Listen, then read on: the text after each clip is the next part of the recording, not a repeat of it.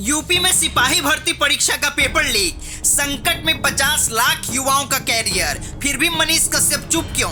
क्या मजबूरी है? खुद को बताया गरीबों और युवाओं का मसीहा, तो अब मनीष कश्यप के मुंह पर ताला क्यों?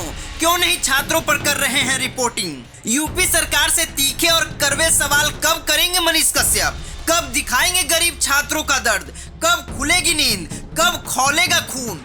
मनीष कश्यप सुन लो, 5 साल बाद उत्तर प्रदेश में सिपाही की बहाली निकली। 60,000 युवाओं को रोजगार मिलने वाला था। इन 60,000 पदों पर बहाली के लिए यूपी और दूसरे राज्यों के लगभग 50 लाख युवाओं ने फॉर्म भरा। सभी 17 और 18 फरवरी को राज्य के सभी 75 जिलों में परीक्षा भी देने पहुंचे। लेकिन जब तक इन युवाओं के सरकारी नौकरी मिलने का सपना हकीकत में बदलता, तब तक पेपर ही लीक हो गया। 50 लाख युवाओं के साथ साथ उनके परिवार का सपना भी अधूरा रह गया।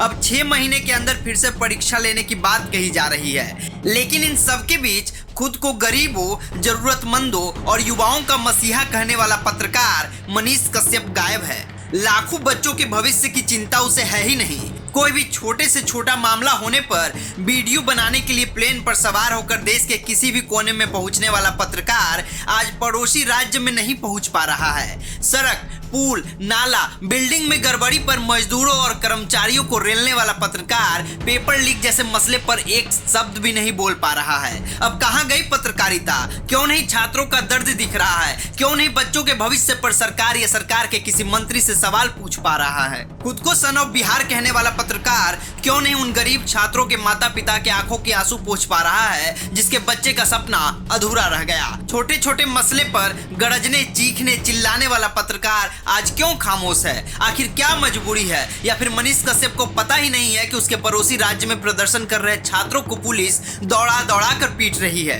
मनीष कश्यप को शायद पता नहीं है, या फिर पता होते हुए भी अनजान बना हुआ है कि यह पहला मौका नहीं है जब यूपी में छात्रों के भविष्य से खिलवाड़ हुआ है। इससे पहले भी कई मौकों पर पड़ोसी राज्य में बच्चों के भविष्य के साथ खिलवाड़ हो चुका है, लेकिन फिर भी खुद को शेर कहने वाले मनीष ने अभी तक एक रिपोर्टिंग तक नहीं की।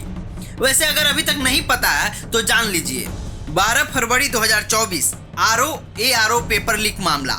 यूपी पीएससी ने समीक्षा अधिकारी यानी आरओ और सहायक समीक्षा अधिकारी यानी एआरओ भर्ती परीक्षा का आयोजन 12 फरवरी 2024 को किया था, जिसके बाद बताया गया कि परीक्षा का प्रश्न पत्र व्हाट्सएप पर वायरल कर दिया गया। अगस्त 2021 में यूपी पीईटी पेपर लीक।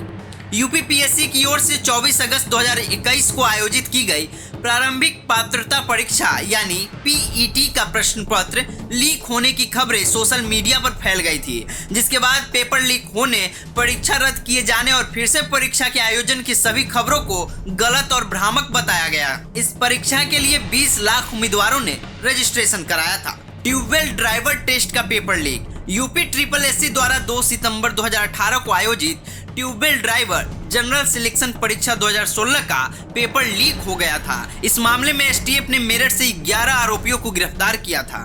फरवरी 2018 में UP PCL paper leak. Uttar Pradesh की पावर कॉर्पोरेशन लिमिटेड की ऑनलाइन लेखा परीक्षा 2018 में लीक हो गई थी, जिसके बाद परीक्षा को रद्द कर दिया गया। इस मामले में जौनपुर के रहने वाले परमिंदर नाम के शख्स को गिरफ्तार किया गया था। वहीं राज्य की योगी सरकार ने जांच कराई थी।